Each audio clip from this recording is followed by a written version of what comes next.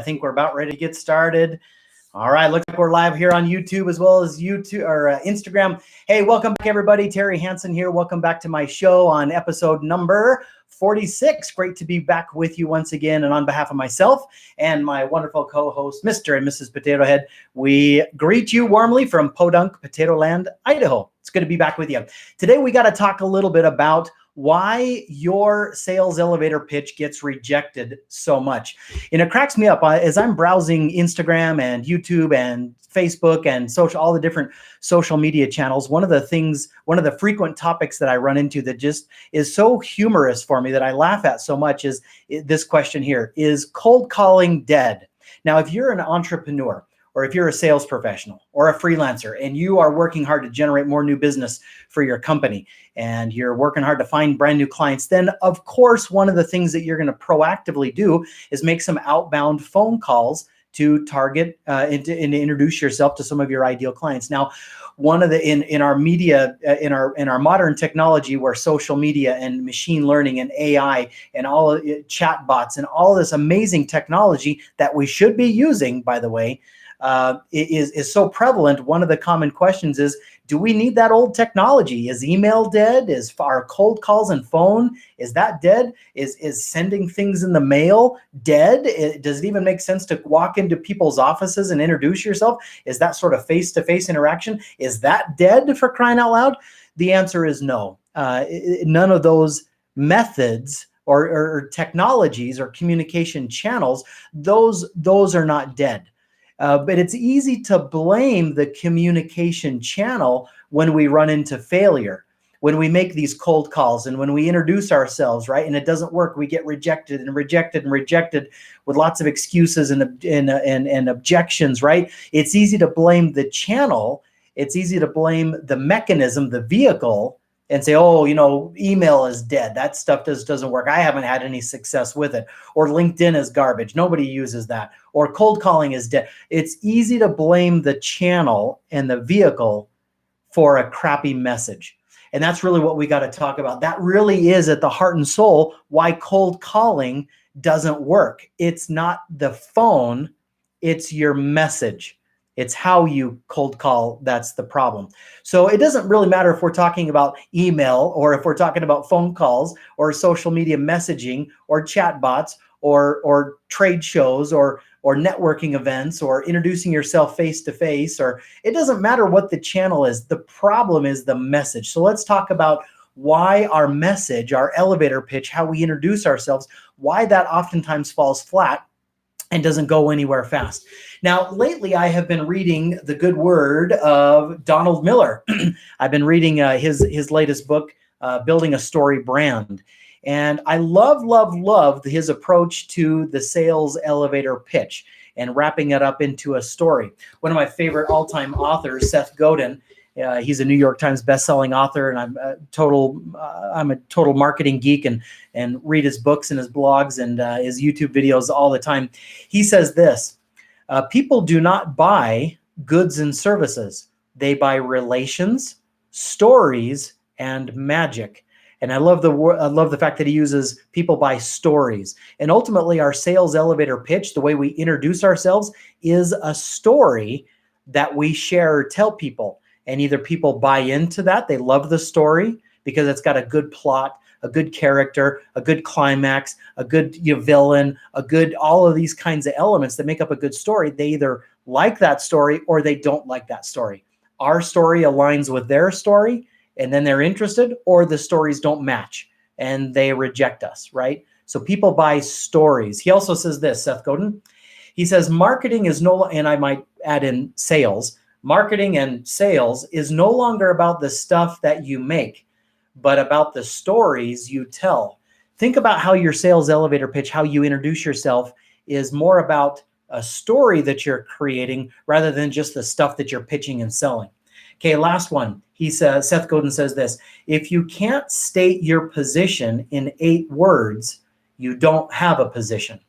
And I would echo that and just basically say, if you can't introduce yourself in 8 words, If your sales elevator pitch isn't brief enough in 8 words, then you don't have a very good elevator pitch. And that really is the reason why your cold calls or your emails or that sort of thing isn't working very good. So what I thought I would do is share 2 simple tips that good old Donald Miller here in the Story Brand shares as it relates to our stories. And they directly impact how you and I, what changes we should be making in our sales elevator pitch so that our cold calls and our emails and our prospecting efforts and our new business development can be 10 times better. And I put some hints for you up here on the board. We'll get to those in just a minute. But I turn open to mistake number 1 that Donald Miller says here. And I'll just read this first little part to you. He says, all great stories, and again, and I'll input in here elevator pitches, all great sales elevator pitches are about survival, either physical, emotional, relational, or spiritual. A story about anything else, or a sales pitch about anything else, won't work to captivate an audience. Nobody's interested. This means that if we position our products and services as anything but an aid to helping people survive, thrive, be accepted, find love, achieve an aspirational identity, or bond with a tribe that will defend them physically and socially, good luck selling anything to anyone. Does that make sense as it relates to your elevator pitch? These are the only things people care about. We can take that truth to the bank or to the bankruptcy court should we choose to ignore it as an undeniable fact. So that's number 1. Notice what the focus is here. Our sales elevator pitch, our introduction, has to be about them, about our prospects, about our buyers. And it has to be something that's threatening their survival, some sort of issue, some sort of challenge, some sort of problem that literally is threatening their business survival. We have to introduce ourselves in a way that focuses on that, or it's focused on some sort of goal, outcome, initiative, priority that they're trying to achieve to help them thrive and grow and achieve great things in their business. So what is it that your customers and my customers, what is threatening their survival? What's threatening their business? Or what are they trying to achieve that are going to help them thrive and grow and go to the next level in their business? That is the heart and soul of what our sales elevator pitches should include. But unfortunately, our elevator pitches and our introductions are all about me. It's all about my product, my service, my company, and why I'm awesome and the value of working with me. It's always me, me, me, right? But it has nothing to do typically with things that our customers and our prospective buyers really care about. And so that's the problem. Our message is terrible and it's getting rejected because it's literally focused on things that our prospective buyers don't care about. They only care about things that are going to help them survive and thrive in business. Okay, so that's number 1. Number 2, Donald Miller talks about, he says this: imagine every time we talk about our products to potential customers, and I just add it again, anytime we are cold calling or introducing ourselves via email and sharing our sales elevator pitch, our prospective customers have to start running on a treadmill. So just think about that for a minute. Literally, they have to jog the whole time we are talking. How long do you think they're going to pay attention? Not long. And yet this is precisely what's happening. When we start our elevator pitch or keynote address, or when somebody visits our website, they're burning calories to process the information we're sharing. And if we don't say something and say it quickly, they can use to survive or thrive, they will tune us out. So to conclude, he says, the key to making your company's message about something that helps your customers survive, and to do so in such a way that they can understand it without burning too many calories. So that is the secret, really, to a world-class sales elevator pitch or a message or an introduction. We have to be short, sweet, and simple, so much so that our message is clear and doesn't require them to think a lot, ponder a lot, try to interpret or read between the lines, or try to guess at what we do or why we do it or that sort of thing. We have to take all the guesswork out of our sales elevator pitch so that so that our prospects have a low calorie burn.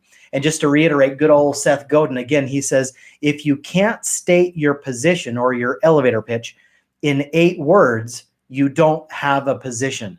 We don't want our prospective customers to be confused and have to burn a lot of calories trying to figure out what we do. So those are the 2 critical reasons why our sales elevator pitches don't work, why they get rejected, why people blame email and cold calling and all these old school methods and communication channels. It's not the channels, it's your elevator pitch kind of sucks. And you got to go back to the drawing board. You got to figure out that your introduction is more of a story than anything else. And you've got to craft the right kind of story that's focused on your buyer, focus on things that are relevant to them, and do it in a way that's clear and concise and simple.